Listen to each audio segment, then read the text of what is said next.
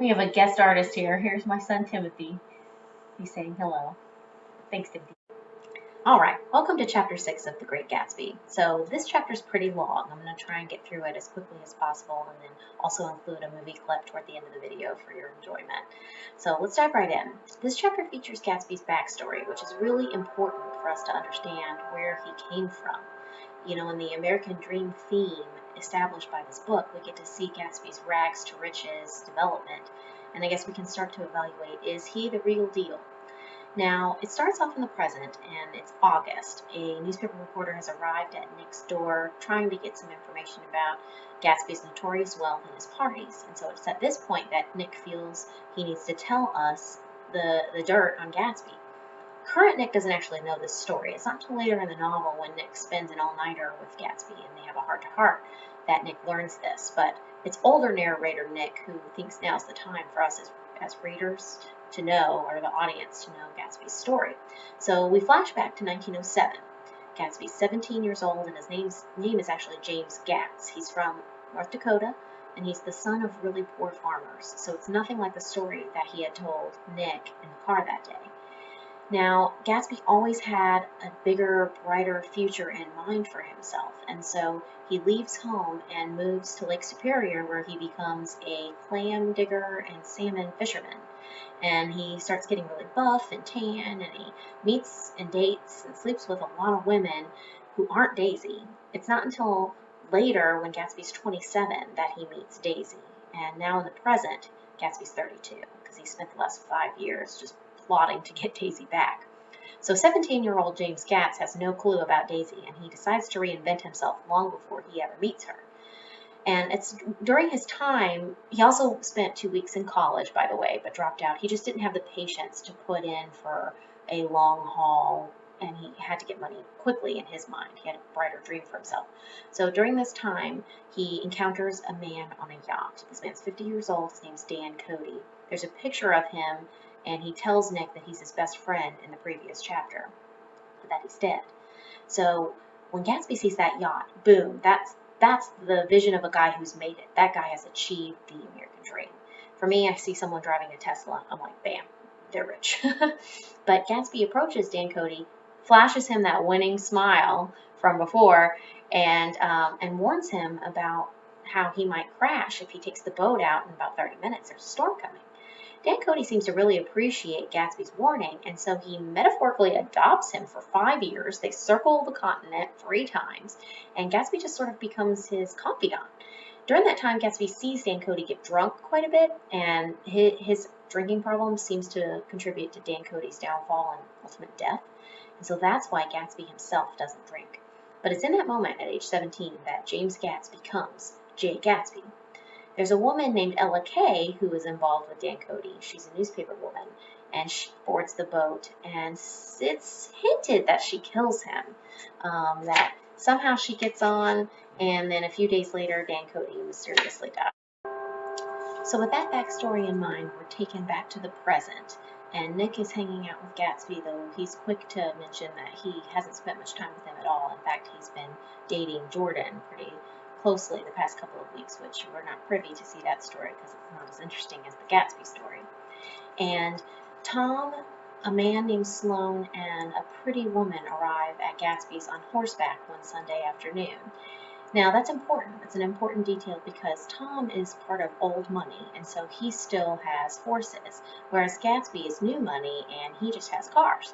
So when they arrive, Sloane, or the woman, invites Gatsby over for supper, and Gatsby says, "Oh, wait, I don't have a horse, but let me run and go get my car." And then they leave without him. They ditch him there, which is pretty unfortunate.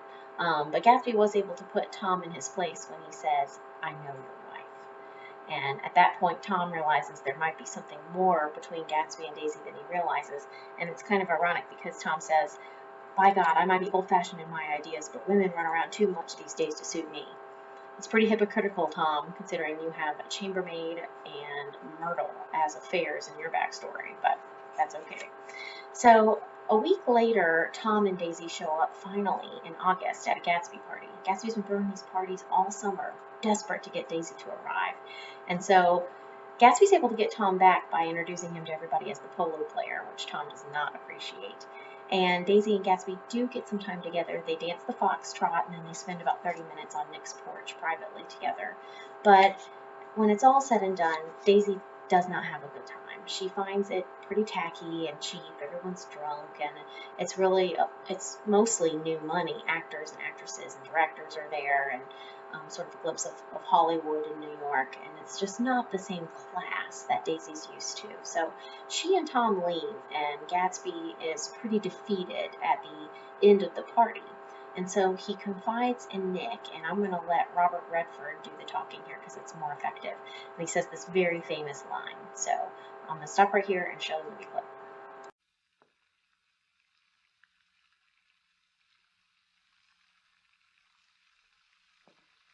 Thank you for staying, Nick.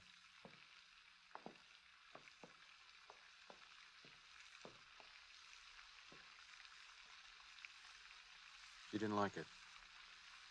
Of course she did. She didn't have a good time.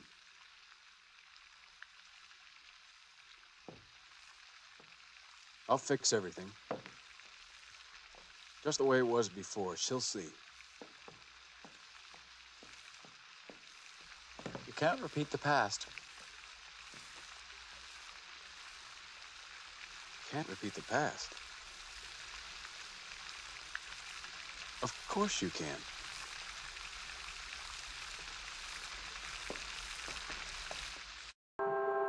So going back to that clock symbol from chapter 5, we can see how Gatsby is really trying to freeze time. He wants to repeat the past. He wants to go back and just start things over pick it up from where it left off. And there's a lot wrong with that. Daisy has a child with Tom, and Daisy is married, and this is a summer romance, but is it really going to blossom into forever? Well, we'll have to keep reading to find out. A little foreshadowing though, Tom is on to Gatsby, and as he said at the party to Nick, he's going to do an investigation on him. He wonders if he's a bootlegger and how he was able to put this, quote, menagerie all together. And he says, well, I'm going to make a point of finding out. So Tom's going to start investigating Gatsby. We already have a newspaper man who's doing an investigation of Gatsby, so we have yet to see what's going to happen. The chapter ends with one more flashback to 5 years ago. It was October of 1917 when Gatsby and Daisy first met. And although Gatsby, at the beginning of the chapter, it's revealed he's been with a lot of women, we realize that Daisy, for him, is the one. And so he knows that when he kisses her, it's going to seal the deal and forever, quote, wed his unutterable visions to her perishable breath. And when they kiss, she, quote, blossomed for him like a flower, which really shows the significance of her name, Daisy. And so through it was all said, even though his appalling sentimentality, Nick was reminded of something, an elusive rhythm, a fragment of lost words, which I had heard somewhere a long time ago. In other words, Nick is speechless. This whole thing is really ineffable to him, but this Gatsby and Daisy romance, it's more interesting to Nick than his own romance with Jordan. So, thanks for watching.